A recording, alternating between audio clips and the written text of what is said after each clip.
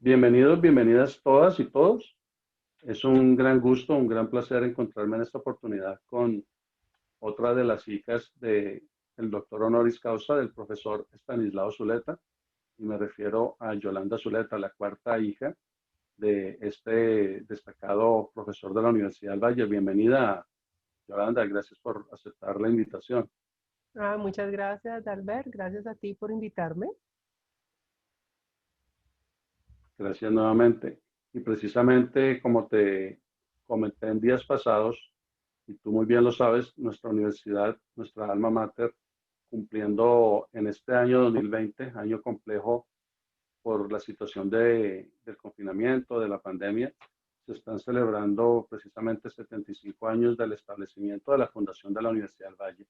Aparte de eso, se encuentra muy cerca el Instituto de Psicología de convertirse en facultad, lo cual es un paso importante, y precisamente tu querido señor padre, tú lo sabes muy bien también, fue parte de esos inicios tan interesantes, tan importantes del campo de la psicología en la Universidad del Valle, cuando era simplemente un plan de psicología.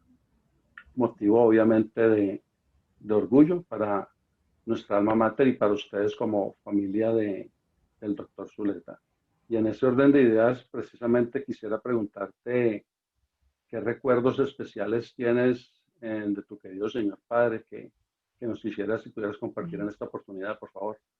Bueno, pues lo que yo más recuerdo de mi padre, obviamente, es su sentido del humor. Ese era increíble, un sentido del humor permanente, con una ironía crítica, ácido, y la inteligencia, digamos que también recuerdo con mucho cariño su coherencia y su manera de ser auténtico, que es bastante difícil de encontrar. Creo que conozco poquísimas personas que sean tan coherentes y tan auténticas. Tal vez se me parece un poco como el José Mojica, el de Uruguay, en su absoluta coherencia y en su ser auténtico y ser inteligente y ser divertido, sobre todo lo divertido. Porque a veces creo que a los intelectuales les hace un poco de falta a muchos tener sentido del humor. Y él era, pues, una persona con un sentido del humor impresionante. Eso es lo que más extraño de él. Qué importante que compartas esa faceta muy interesante del profesor Zuleta. Y precisamente para ti, como hija de él, ¿qué significa y qué significó obviamente en su momento la Universidad del Valle, el campo de trabajo de tu papá por muchos años, precisamente antes de partir, de fallecer? Bueno, la Universidad del Valle, en ese momento en el cual él llegó, digamos que tuvo una época pues muy dorada, que creo que mi hermano te hizo un buen recuento de todos los grandes maestros que había, que fueron grandes también amigos de mi padre y colegas. Eh, Creo que para la familia fue muy importante, pues la mayor parte de la vida y de la obra de mi padre, como dentro de universidades, transcurrió en la Universidad del Valle.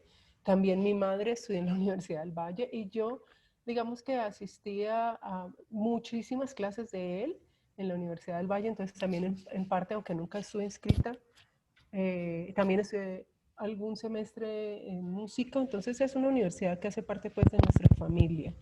Eh, digamos que también fue la universidad que lo reconoció, que le dio un reconocimiento y la única que le dio ese reconocimiento, lo cual es importante en su vida. Y aunque en algún momento, digamos que también fue un profesor que era de los más, de los que menos ganaba y de los que menos posibilidades tenía, digamos, dentro de la burocracia, pero pues sí, finalmente fue la única universidad que le dio espacio para realizar la mayor parte de su obra y el único reconocimiento, digamos, oficial de una universidad. Entonces, muy importante para nuestra familia, nuestra universidad. Uh -huh. Es el alma mater De la de familia. ustedes también como tal. Sí, sí, pues Qué sí. excelente. Qué importante que piensen eso y que tengan esa, pues, opinión tan, y no solamente la opinión, el sentir, diría yo, acerca de la Universidad del Valle, que Sí. precisamente fue un lugar importante de desarrollo, como tú lo mencionas, y también lo menciona tu hermano José y también en tu hermana Morela acerca Ajá. de eso. Precisamente tú eres la cuarta hija de, del doctor Stanislao Zuleta y tienes inclusive el mismo nombre de tu señora madre. Eh, es- este matrimonio es el segundo después del primero con precisamente Era del María Rosario. del Rosario Ortiz. ¿Cómo se conocieron en tu querida madre y el profesor Zuleta? Pues imagínate que se conocieron a través de un amigo que es un gran intelectual también, que es Jorge Orlando Melo. Porque Jorge Orlando Melo era novio de Margarita González, que es historiadora, ya murió, él también es historiador, un gran historiador de Colombia, y era la hermana de mi mamá. Entonces, un día Jorge Orlando Melo, que era novio de Margarita, fue a la casa de Margarita y con mi padre, con Estanislao Zuleta, y se conocieron ahí. Él, digamos que los presentó, gracias a Jorge Orlando Melo, que eran Sucedió una... eso en En Cali, Bogotá, en en Bogotá, Bogotá. en Bogotá. Ellos eran pues amigos, escribían juntos, eran amigos de Mario Arrula, tenían grupos de estudio y todo. Y pues digamos que sus novias eran hermanas, o sea, mi madre y Margarita González, que es una historiadora. Se conocieron en la casa de ellas. ¿Y cómo era, estimada Yolanda, tu papá en su hogar? ¿Qué le gustaba hacer, por ejemplo, en los momentos libres de regocijo o un domingo con ustedes almorzando? Yo creo que mi padre era una persona que no tenía, digamos, dos o tres modos de ser, así como era en clase y como era públicamente, era en la casa, era un súper apasionado por el conocimiento, como te dije, con un sentido del humor increíble. ¿Y qué le gustaba hacer? Le gustaba conversar y le gustaba enseñar. Y yo creo que eso es una cosa que mantenía permanentemente hasta en la casa, pero en un sentido no, digamos, de clase, digamos, estricta, sino en el sentido de conversar sobre temas como el arte, como la filosofía. Eso es lo que siento yo que le encantaba hacer, conversar y enseñar. Y en la casa también era así. Y digamos que su pasión era leer y compartir eso que a él le apasionaba.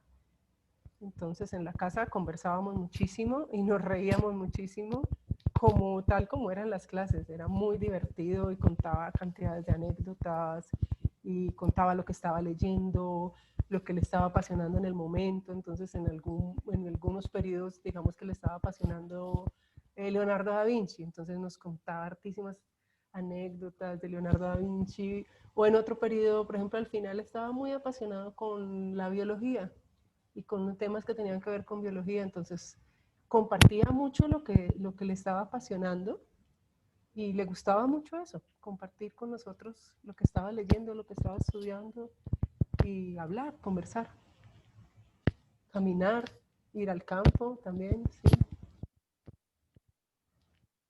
¿Y qué tan estricto era él?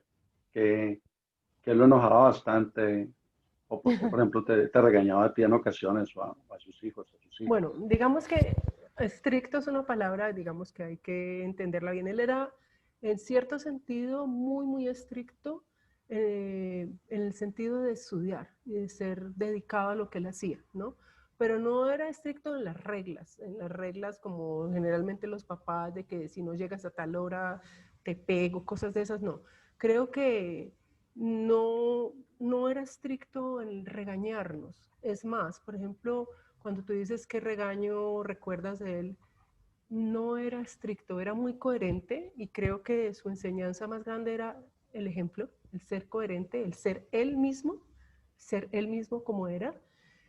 Y sabes que más que un regaño, recuerdo una vez en su profunda inteligencia y su profunda coherencia, una vez que no me regañó, y fue muy impactante porque era una manera muy inteligente de corregirme, porque cuando yo era adolescente, digamos que como muchos adolescentes, estaba haciendo cosas incorrectas y a veces hice cosas muy incorrectas y muy mal hechas. Y una vez, en una de esas cosas incorrectas que hice fue que me dieron plata para comprar algo y yo no dije cuánto había costado y me quedé con las vueltas. Y él, en vez de regañarme y decirme lo que habría hecho cualquier papá, de echarme la cantaleta, eso no es correcto, tú no necesitas hacer eso y todo, no me dijo nada. Y lo que yo no había devuelto, que eran por decir 5.000 pesos, él me lo volvió a dar y me dijo, mira, si tú necesitas 5.000 pesos, siempre sabes que puedes contar con esto. Entonces fue impresionante el efecto que tuvo en eso, porque no me regañó, no me dijo tú fuiste incorrecta, o sea, lo que haría cualquier padre, de echar cantaletas, ser estricto, decir las cosas, sino que con un gesto tan profundo me dijo todo lo que habría sido una cantaleta. O sea, me dijo, mira, si tú estás necesitando 5.000 pesos, aquí están y sabes que cuentas con ellos. Y con ese gesto de no regañarme, me dio todo el regaño de su vida, de decirme, eso es incorrecto, tú no lo necesitas, ¿por qué estás haciendo eso? Y fue muy impactante porque seguramente si él me hubiera regañado como cualquier papá, ay, ¿por qué te quedaste con las vueltas? Todo, no habría tenido ningún efecto en mí, pero como no me regañó y tuve ese gesto como amable de decirme, estás haciendo algo muy mal hecho, me hizo reflexionar profundamente sobre yo qué estoy haciendo, o sea, por qué estoy haciendo esto tan incorrecto y todo. Y creo que es un no regaño que recordé siempre y que me impactó mucho. Y él a veces tenía una manera de hablarte en la casa, ¿no? De maneras así, muy sutiles en las que te decía muchísimas cosas sin necesidad de regañar ni de... Nunca, no recuerdo de que haya echado cantaleta o que haya regañado. Una manera muy, muy inteligente de transmitirte lo que él pensaba que era correcto o que era justo o bueno para tu vida. Y yo creo que un padre, o sea, yo estoy muy feliz de tener ese padre porque creo que un buen padre no es el que te dice cosas ni el que te echa discursos, sino el que es coherente y es auténtico. Y él pues fue el gran maestro en eso, en ser coherente consigo mismo, en, o sea, los principios kantianos que él enseñaba, él realmente los practicaba en su vida. O sea, el ser, pensar por sí mismo, ponerse en el lugar del otro y ser coherente es algo que él de verdad practicaba de una manera muy auténtica. Entonces creo que no recuerdo sus regaños, pero sí su manera de ser exigente consigo mismo, de ser estricto con su estudio, con lo que él quería. Y eso yo creo que es la mayor enseñanza, más que un regaño, más que es la enseñanza de su sabiduría, ¿no? Toda una lección de vida la que nos compartes, la que te dio él a ti Sí, en ese momento. sí, sí, sí. Muy pedagógico Sí, además muy auténtico, no que y muy, pensó, ah, voy a ser pedagógico, no, muy auténtico. de una manera natural. Uh -huh. Precisamente, otra inquietud interesante es en tu caso, y yo lo noto en tus hermanos, tus hermanas, les genera una influencia tremenda. Y por ejemplo, José Zuleta, conocido como Pepe, una persona muy integrada con lo literario, Sí, igual conversando con tu hermana Morela, una persona muy, muy de las artes dramáticas, de, de la actuación. Y en tu caso, tengo entendido que en- te encanta tocar el piano, eres apasionada por la música, entre otras cosas. sí, sí, sí. Digamos que yo creo que cada uno de nosotros tiene muchísimo de mi padre y no, no solamente, o sea, todos. Fernando, por ejemplo, que vive en una finca solitario, es muy parecido a mi padre porque es muy auténtico, vive como él quiere vivir, no aparenta nada. Es una persona que ha logrado vivir sin aparentar nunca nada y eso es una cosa que digamos que creo que le heredó a mi padre. Y digamos que yo soy músico, mi padre no era músico, pero pues amaba profundamente la música clásica y nos transmitía esa pasión por la música, por Beethoven, que le encantaba. Y siempre en mi casa, por ejemplo, cuando éramos niños, no íbamos al colegio y tampoco había televisión, ¿no? Como tú sabes. Y no, entonces, la música fue pues gran parte de la educación porque no había tampoco radio ni televisión, pero sí oíamos muchísima música clásica. Entonces, digamos que eso seguramente y su pasión por el arte influyó mucho en que yo haya estudiado composición. Yo estudié composición, que es escribir música, y toco piano y enseño música, sí. Tiene mucho que ver con su legado y con mi madre también, claramente, que tocaba piano, ¿no? Una influencia mutua tanto de tu señor padre como de tu señora madre. Qué Sí, sí. interesante esto. Y Uh-huh. gracias por compartirlo. ¿Qué conversabas con tu papá? Que ya diste un anticipo, pero ¿qué temas recuerdas? Manejaba una cantidad de temas impresionantes siempre tu papá y lo Sí, recuerdan inclusive escritores por eso, porque manejaba una amplitud de temas y con profundidad también y con un gran conocimiento inclusive de fechas y de sí, citas como él las narraba casi que sacadas del libro de memoria. ¿Qué sí. temas manejaba contigo particularmente que tú recuerdes? Yo creo que, ¿sabes qué? Mi padre tenía una cosa muy bella, que es una de las cosas que lo hizo bien particular, incluso dentro de los intelectuales, y es que él no era una persona que, si estaba con un intelectual, tenía un tema intelectual, y si estaba con una persona no culta, entonces no hablaba de algún tema cultural. Era una persona que siempre estaba apasionado por los temas culturales, no importa con quién estaba, es decir, tenía un trato de igualdad con la gente muy hermoso y muy particular, que trataba de, así como trataba a los autores, que él cuando estaba leyendo un autor, él se sentía de igual a igual, o sea, no se sentía de igual a igual con Freud o con Kant o con Kierkegaard o con Marx, como un igual al que podía criticar, al que podía entender y del cual no tenía pues que ser dogmático. Creo que con las personas era igual. Y te voy a contar una anécdota para que entiendas lo profundo de su apasionamiento por la cultura. Nosotros teníamos una empleada de servicio que veía que él leía y leía y leía y venía gente con grabadoras a grabarle y todo. Y un día, y ella veía que teníamos un cuadro en la casa que era el Guernica de Picasso, que era muy raro, o sea, yo creo que lo veía y le decía feo, y no lo entendía, pues claramente. Y un día la empleada eh, lo bajó, lo quitó y se lo puso al frente. Le dijo, don Estanislao, yo quiero que usted que sabe tanto me explique qué es tu cuadro, qué es.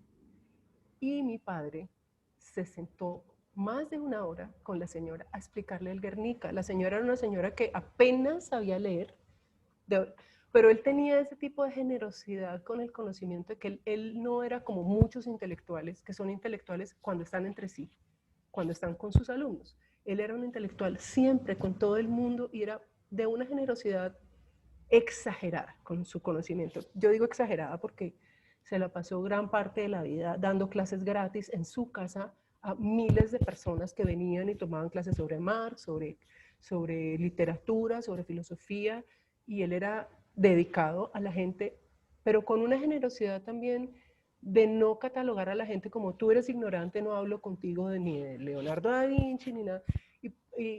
¿A qué vengo con eso? A que en la casa también, o sea, cuando yo era niña y adolescente, a lo mejor no era para nada culta, pero también conversaba conmigo o con todos nosotros con mucho respeto sobre todos los temas que le gustaban.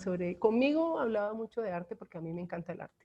Entonces hablaba de arte y nos leía literatura muchísimo, hasta grandes, hasta cuando éramos grandes, nos leía como niños. Yo recuerdo, por ejemplo, cuando a él lo amenazaron de muerte, que nos fuimos a Villa de Leyva, un tiempo, porque estaba amenazado de muerte, me leía como una niña chiquita, me decía, bueno, te voy a leer un cuento, y yo era grande, ya tenía 19 años, leía. Entonces, conversábamos de todo, pues de las cosas normales, pero una cosa muy particular de todo lo que se puede hablar en una familia, pero digamos que con mucha profundidad siempre, era como que la cultura no era una cosa que dejaba en la universidad, ni que dejaba para algunos ambientes, ni nada, era algo demasiado orgánico y vivo en él, y que estaba siempre presente en todo, y también sobre todo su sentido del humor, o sea, lo que más, digamos, yo recuerdo de hablar con él es que nos hacía reír muchísimo, era muy burletero, de una burla ácida, y nos hacía reír de todo, de sí mismo, de nosotros mismos, se burlaba. Pues, era muy burletero, o sea, yo le decía, papi, ¿me puedes dar plata para comprar un champú? Y entonces empezaba a molestar, a decir, pero los griegos no usaban champú. O sea, era una persona fantástica, fantástica, maravillosa, siempre, o sea, no era en clase que era así, claramente, en la casa también. Fue un privilegio para usted definitivamente, como yo lo Sí, noto, sí, tener sí, sí, una sí, total. personalidad de estas como padre. Es Digamos algo que es un único. privilegio y también es algo eh, que hace mucha falta. O sea, a mí me hace mucha falta estar con gente que sea así inteligente como él y con ese sentido del humor. Pues yo no lo soy. Me gusta, me hace falta que haya más gente así. Precisamente mencionas en esa descripción tan interesante, tan detallada del lineamiento anterior, como tu señor padre no reverenciaba a ningún autor, no se casó, No, no le dio como prioridad a una teoría, a un pensamiento como tal, por el contrario, abordó muchas líneas, muchas filosofías, muchos pensamientos y los inclusive asumió una posición muy crítica frente a ellos y eso es algo que resaltan muchos autores que le conocieron y que le recuerdan hoy en día por medio de escritos y conferencias. Fue sí, una constante de él. sí. Creo que, digamos que en la generación que él vivió, es una generación que tuvo un privilegio de que la cultura era una aventura.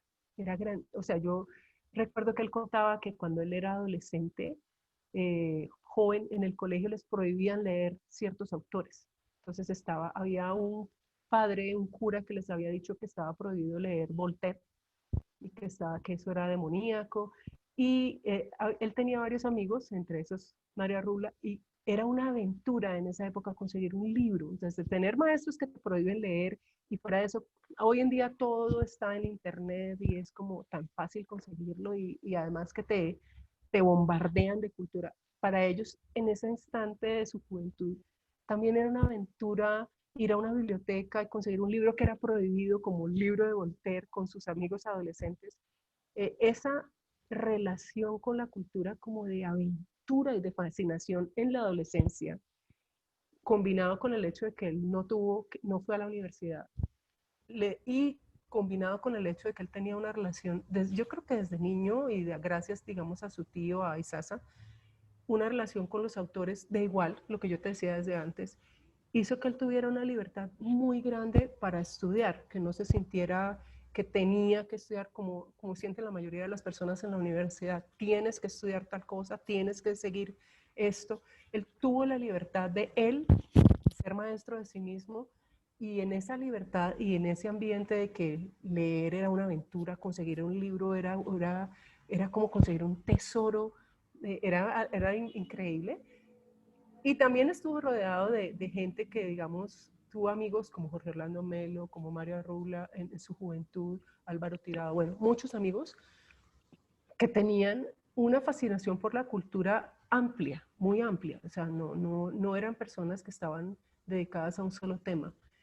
Y eso le dio mucha libertad para estudiar lo que le gustaba, lo que quería, no siguiendo un currículum, no siguiendo... Y también el hecho de no ser una persona que alabara, digamos, los currículos establecidos en las universidades, esa manera de ir él en contra de la educación establecida, le dio mucha libertad, porque le dio la libertad de dedicarse un tiempo a estudiar a Sartre, otro tiempo a estudiar filosofía, otro tiempo a estudiar biología, a estudiar literatura, lo que él quería en el momento en que él quería. Y claro, fue difícil desde el punto de vista práctico para su vida tal vez porque pues conseguir trabajo por mucho tiempo fue difícil y todo, pero le dio una libertad intelectual muy, muy profunda que es muy difícil de lograr si uno está en una universidad realmente, porque en la universidad te ponen una cantidad de temas y cosas que tienes que estudiar y que cumplir que a lo mejor no te dan tiempo para hacer lo que quieres. Aunque yo también siento que él, dentro de esa amplitud, le faltó tiempo para hacer lo que quería por su generosidad, ¿no? Porque se la pasaba todo el tiempo dando clases, clases, clases, regalando su tiempo, dando clases en la casa gratis.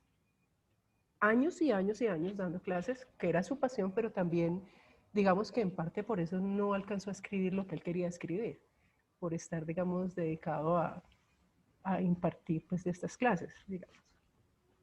Fue una persona más de utilizar su discurso, de asimilar y de aprender toda esa riqueza cultural que tú mencionas y científica, disciplinaria, que él lo aprendió en su mayoría autónomamente, Disculpa, autodidactamente. ¿puedes repetir lo que estás diciendo que se me cortó un pedacito de lo que dijiste? Sí, por supuesto. Me Gracias. refiero precisamente a lo que mencionas, que fue una persona autodidacta en esa profundidad del conocimiento y precisamente eso le dio un extra Una, a él. Tú lo mencionas, una ventaja una frente a otras libertad muy personas grande, y tú lo identificas como una libertad. claro. De qué Libertad consejos, intelectual. correcto, qué consejos te daba él a ti, de qué te advertía, qué le preocupaba a él como padre de ti, como hija, como mujer? Pues yo creo que él no era una, o sea, él no era un padre de esos de que siéntate, que te voy a dar un consejo. No, creo que le interesaba que fuéramos coherentes, que fuéramos felices y quisiéramos algo que nos apasionara.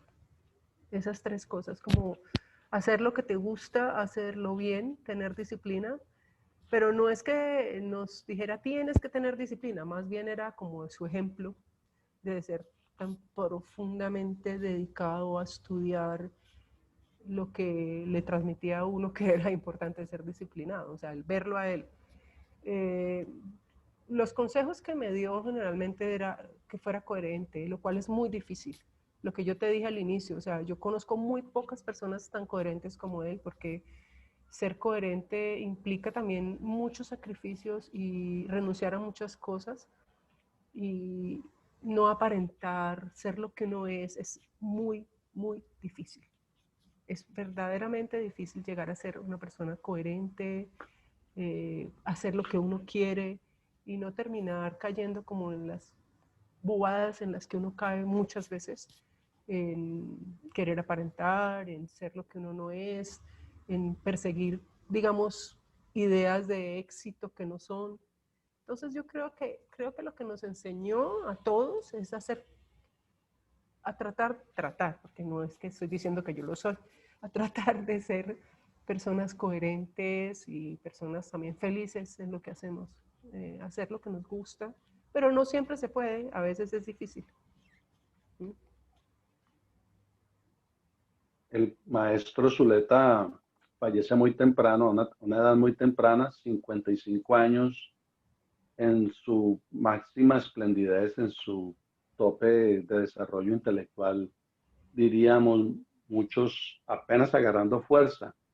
¿Qué Sí. significó? ¿Cómo viviste toda esa situación tan dura de perder a tu padre a una edad tan temprana de él? Digamos que, bueno, para mí fue, personalmente, fue durísimo, como para todo el mundo, la edad en la que murió. Yo estaba sola en Italia, acababa de llegar, no conocía a nadie en la ciudad donde estaba porque estaba estudiando en Italia. Entonces, y nunca se me había muerto alguien cercano, entonces vivir un duelo solo, sin absolutamente nadie, sin ningún familiar. Yo no conocía a nadie en la ciudad donde acababa de llegar. Fue un duelo muy raro y fue un duelo que, digamos, para mí duró muchísimos años, precisamente porque no tuve a nadie cerca, no pude estar en el entierro, no. Estaba totalmente sola en una ciudad desconocida que acaba de llegar. Y digamos que pues, desde el punto de vista ya de su vida, creo que pues sí, es una fatalidad increíble porque precisamente yo te digo que él aplazó mucho su trabajo, que creo que era lo que él quería hacer, porque no solamente creo que era escribir, él me escribió una carta a mí como 15 días antes de morir, en febrero la escribió, o sea, y se murió en febrero, donde dice, finalmente voy a empezar a hacer lo que quiero hacer y que quiere escribir y escribir su obra. Y era como el momento donde había tenido, digamos, la madurez y tal vez el tiempo, digamos, de no estar todo el tiempo dedicado a dar clases en su casa y en la universidad y todo el día dando clases, sino a su trabajo intelectual. Entonces, desde ese punto de vista, sí es pues tristísimo. Es tristísimo que una persona con esa cultura y con esa inteligencia y con esa capacidad que quería escribir una obra, pues se falleciera a esa edad tan temprana y no lo pudo hacer. Obviamente hay artismos, notas de lo que él quería estudiar, pero es un misterio porque también él quería hacer una obra filosófica, sin duda alguna, no era literatura, sino filosofía, pero por ejemplo estaba muy dedicado a estudiar temas de biología. Entonces es también un misterio saber cómo él quería, digamos, integrar esos temas que estaba tan apasionado últimamente de biología en su investigación filosófica. Entonces, pues sí, es una pérdida cultural para el país que él haya fallecido tan temprano. Obviamente familiar, pues ni se diga. Y por supuesto, y como tú lo describes, estimada Yolanda, dejó a mucha gente intrigada de saber cuál iba a ser su producción en escritura como tal, porque todo lo que está escrito de él principalmente son las transcripciones Sí, de claro. sus famosas conferencias o de Sí, sus pláticas que daba inclusive en cafés o de las grabaciones que le hacían a él en su propia casa. sí. Otros intelectuales que llegaban a tratar de capturar estos ricos conceptos, estas ricas enseñanzas de él, precisamente que por haber sido grabadas precisamente fueron transcritas posteriormente para que nosotros las pudiéramos leer hoy en día. Que hay además varias que no se han compartido, ¿no? Hay varias gente en Cali, por ejemplo, que lo grabó durante años, por ejemplo, en el centro psicoanalítico, que no han compartido lo que tienen guardado porque lo están guardando, me imagino que para valorizarlo. Entonces, no, hay varias charlas Grabaciones. pero grabaciones de cursos largos que no han sido compartidas todavía, ¿no? Por algunos personajes de Cali. Y ahora que mencionas Cali, precisamente ustedes se mueven de Bogotá porque tú, los cuatro hermanos mayores nacen en Bogotá y en ese proceso precisamente llegan a establecerse a Cali para él comenzar a trabajar tanto en la Universidad Santiago de Cali en un inicio y después en la Universidad del Valle donde él se quedó hasta el final de sus días. ¿Cómo se sentía ahí en esta ciudad, en Pues Cali? ¿Cómo fue ese paso? realmente la primera vez que llegamos a Cali estuvimos un tiempo corto y después a él le ofrecieron trabajo en la Universidad de Antioquia y en Medellín y fuimos a Medellín, estuvimos un tiempo allá y regresamos a Cali, el regreso a Cali, digamos que fue en el 80, sí, en el 74. Fue como un respiro, un gran respiro para mi padre, porque digamos que había pasado un momento muy tormentoso en Medellín. Y varios psicoanalistas de Cali y varios personajes como Óscar Espinosa y Alfredo Reyes lo invitaron para hacer el centro psicoanalítico y para hacer charlas de psicoanálisis.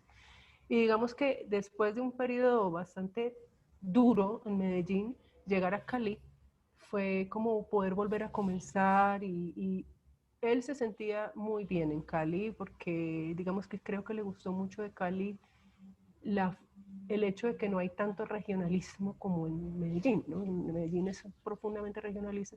En Cali es una ciudad donde uno se siente casi como que pertenece a la ciudad, aunque no sea caleño, y eso le pasa a mucha gente, y creo que a mi padre le debió encantar eso, que es una ciudad muy tranquila, la gente es muy relajada, a veces demasiado relajada, pero esa relajación, digamos que tiene una cosa buena que es la falta de regionalismo tan exacerbado como en Medellín.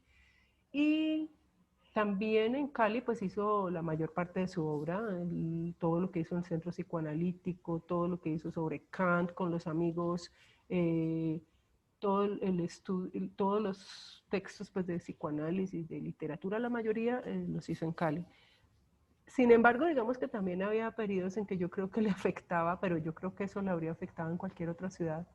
Por ejemplo, yo lo recuerdo tratando de leer en la mitad de la feria de Cali, porque además vivíamos al lado de todas las casetas y todo, y eso era a veces para él muy tormentoso, o sea, la feria de Cali y que ganaba el América y toda esa bulla y esa superficialidad de algunos momentos, creo que sí lo afectaba. Pero a él le gustó mucho Cali, tuvo compañeros de la universidad muy afectuosos, muy cariñosos, como Enrique Buenaventura y como Adolfo León Gómez, gente muy amable, muy cariñosa. Creo que se sintió muy bien.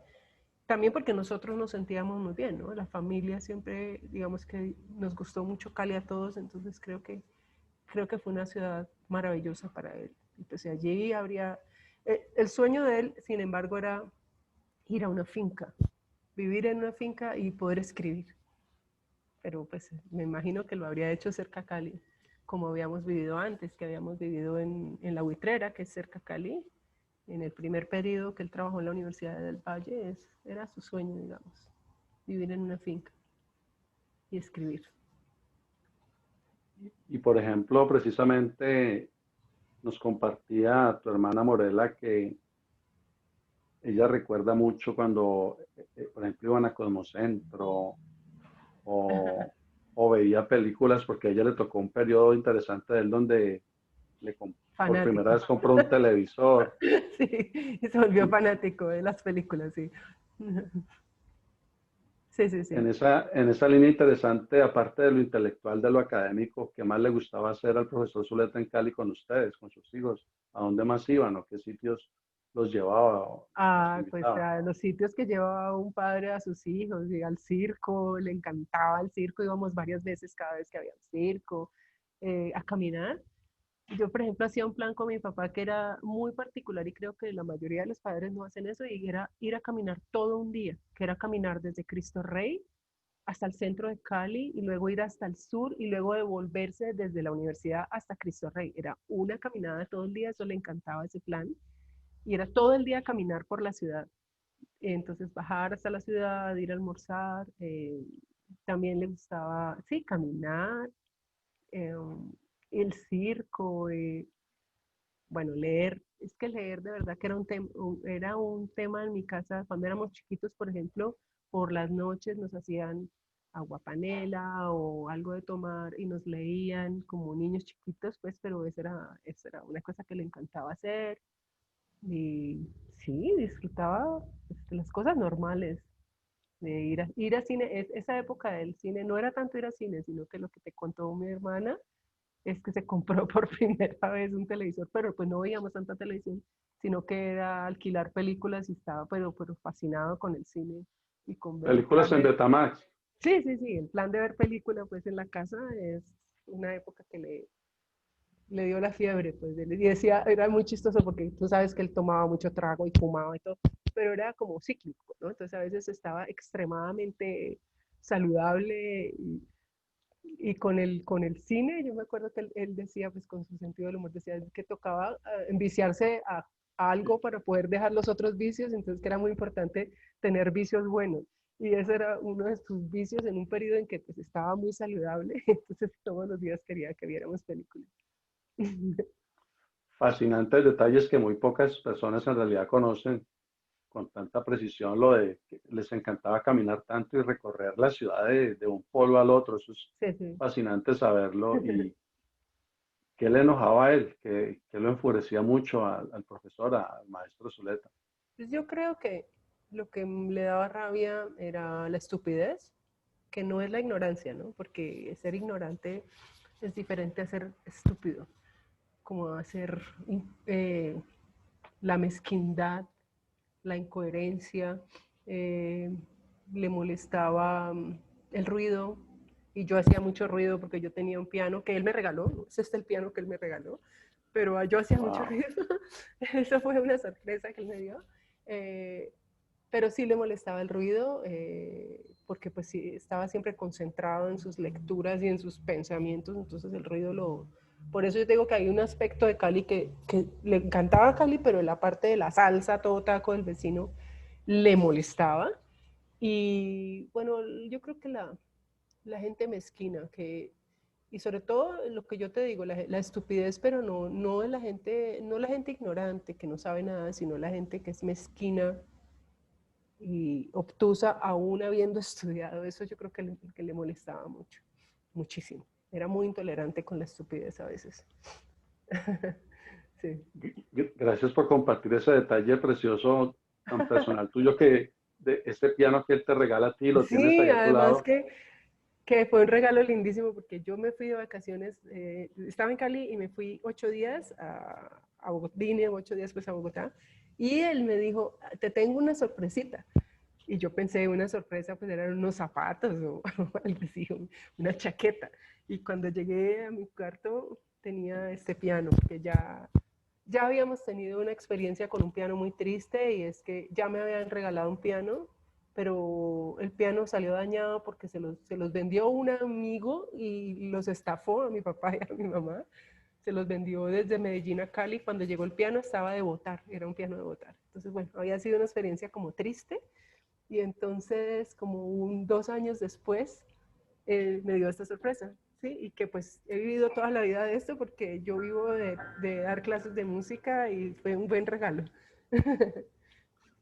Espectacular saberlo. Y cuando te lo regala, ¿tú tocas algo para él de lo que ya sabías o recuerdas algo que a él le gustaba o que te decía que Pues, le tocaras algo, algún tema sí, o una pieza? a él le gustaba mucho Beethoven y no, la música clásica, ¿sí?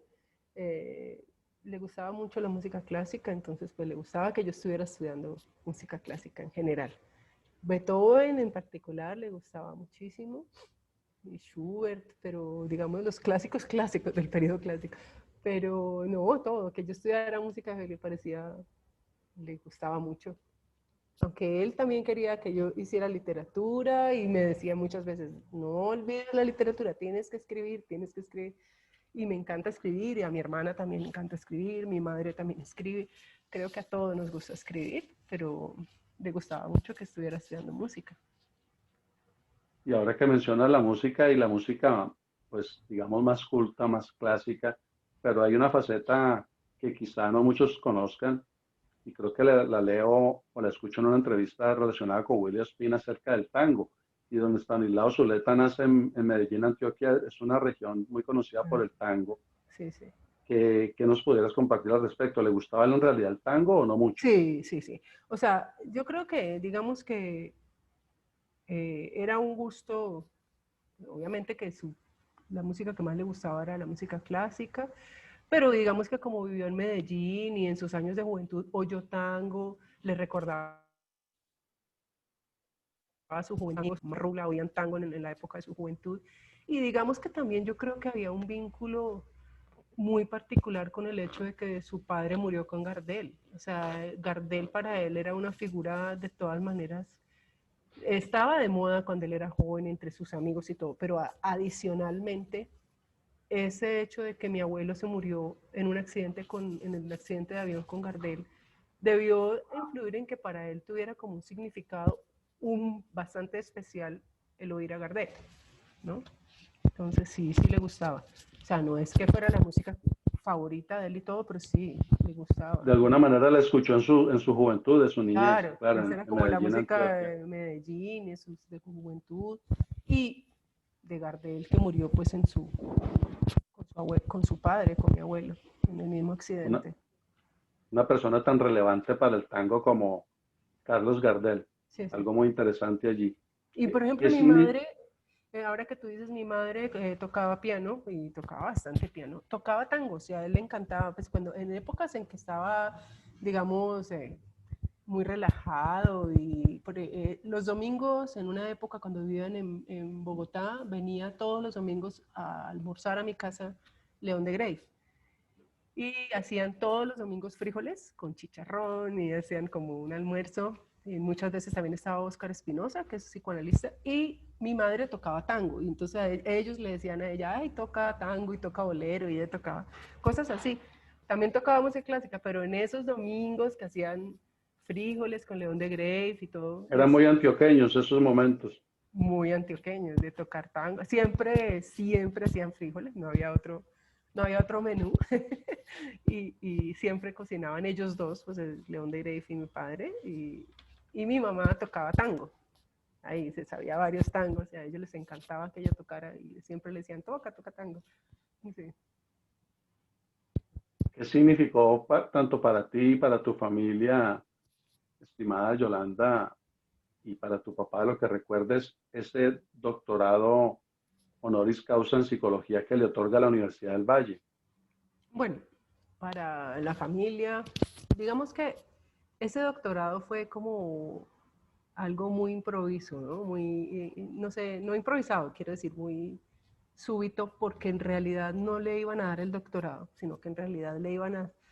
Mi padre pues era, tú sabes, un gran maestro de la Universidad del Valle y venían a sus clases, eran repletas, venían maestros a sus clases, venían personajes de otras universidades a oírlo, o sea, era el gran maestro de la universidad junto con otros dos personajes que también estaban en la situación de mi papá, que eran Harold Martina, que era un grandísimo pianista, el más grande pianista pues que haya pasado por la Universidad del Valle y no ganaba nada, no tenía títulos y estaba, y era igual, él daba clases a los maestros de piano, él era el maestro de maestros, y también así en esa situación estaba Enrique Buenaventura. Entonces, obviamente todo el mundo se daba cuenta de esa situación y a varios amigos y compañeros empezaron a decir, pues bueno, homologuémosle los libros y todo para que pueda tener un mejor sueldo, pues un maestro de esos. Y un intelectual, amigo de él, empezó a ponerle trabas, ¿no? Porque tú sabes que en todas las ambientes hay burocracia y todo, y empezó a ponerle trabas para que no le homologaran. En el departamento de filosofía le iban a homologar sus títulos y todo. Y este intelectual, amigo de él, no, que encontró la ley que decía que no se le podía homologar porque no tenía bachillerato. Y los de psicología, ya que tú eres de psicología, dijeron, no, pues ellos se lo llevaron para psicología y le dieron el honoris causa. Y entonces no era una cosa que ni siquiera estaba planeada. Ellos, los de psicología, fueron los que dijeron, ah, bueno, no le van a homologar esto, nosotros no lo traemos, le damos el honoris causa en psicología porque esa homologación se la iban a hacer era en filosofía o en literatura. Entonces fue algo sorpresivo, realmente no era algo que habían planeado ni nada. Y pues es muy importante porque digamos que mi padre no había tenido reconocimiento, digamos, de su parte académica, ¿no? Desde el punto de vista académico. Obviamente el reconocimiento sí tenía y a él no le importaba el reconocimiento. Ni la burocracia ni nada, pero digamos que sí pasó de tener un nivel de vida pues que no podíamos ni comer, a poder vivir bien, a poder vivir tranquilo, a poder tener más tiempo para estudiar y para leer para él mismo. Digamos que fue un cambio en su vida muy grande.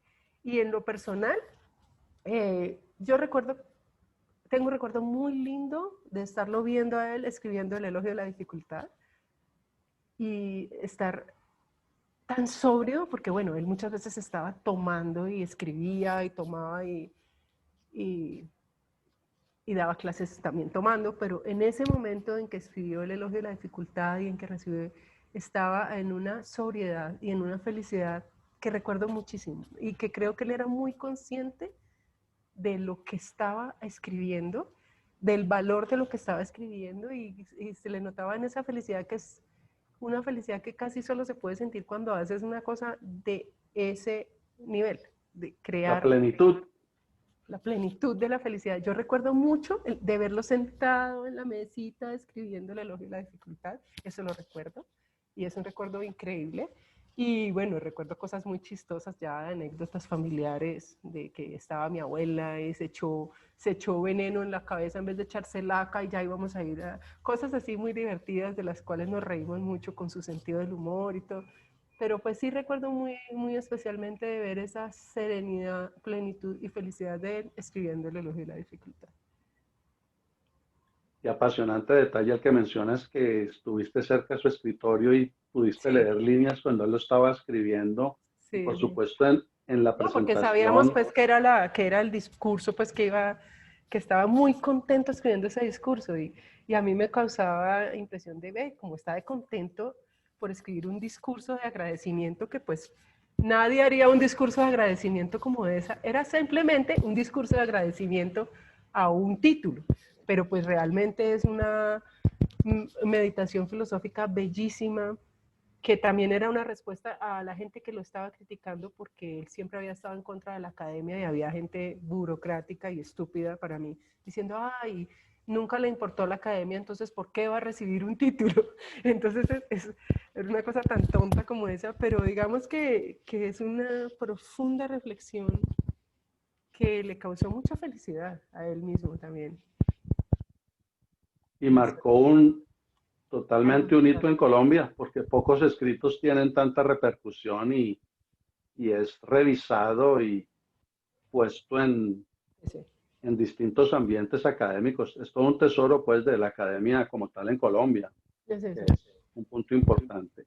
¿Qué, qué piensas que dentro de tantas cosas que alcanzaste a capturar tú, estimada Yolanda, que fue la mayor pasión en la vida de tu señor padre, de tantas cosas que le llamaron la atención a él?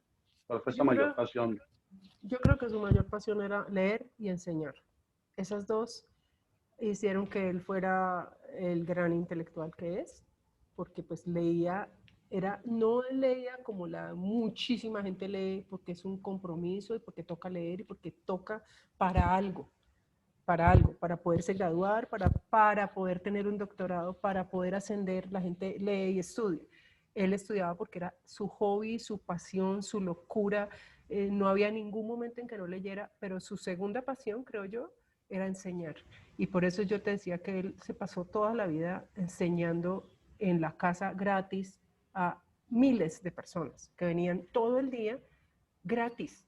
O sea, hacía cursos sobre Marx, sobre Hegel, sobre Kierkegaard, sobre Kant, psicoanálisis a 3 estudiantes, a 4 estudiantes, y cuando estaba en los bares estaba enseñando. O sea, él iba a tomar trago, pero iba a tomar trago o estar a compartir con sus amigos, su pasión era enseñar, él seguía enseñando y en la casa seguía enseñando. O sea, enseñar y creo que el conocimiento le producía una tal pasión que él sentía la necesidad de que el otro sintiera esa pasión.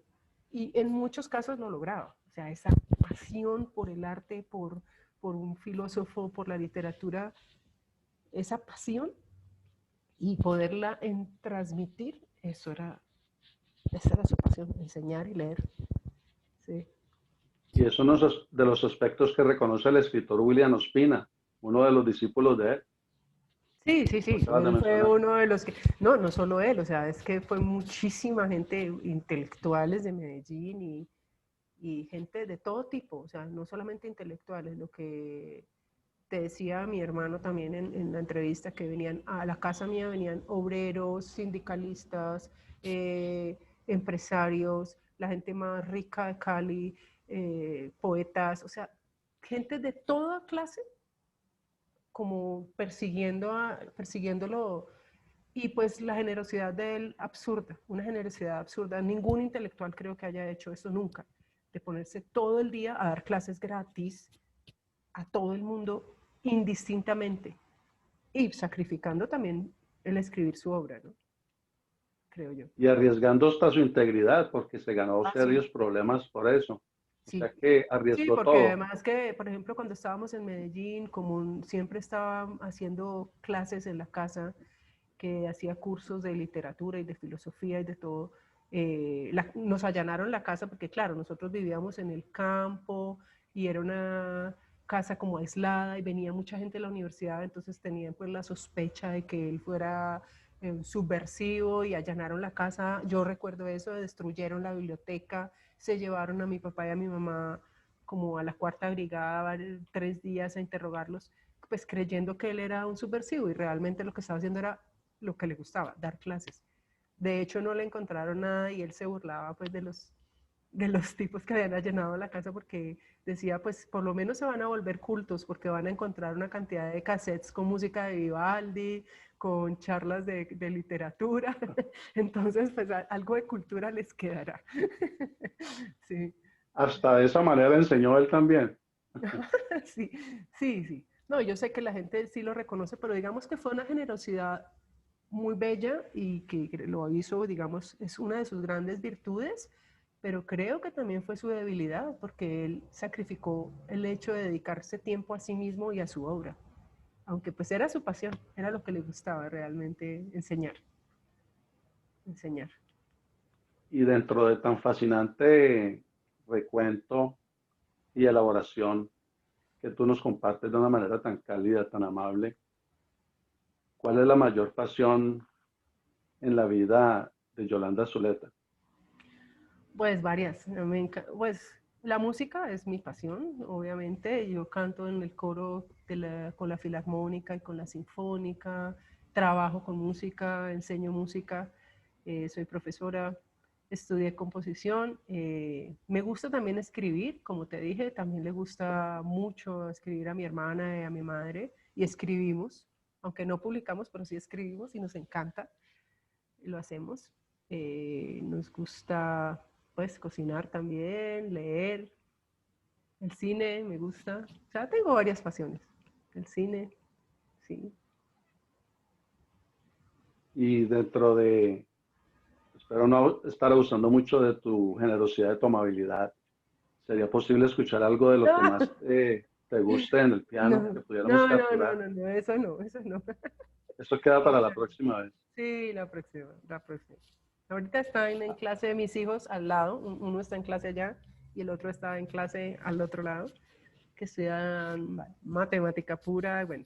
Entonces no puedo ponerme a tocar piano en este momento mucho porque hago mucho ruido.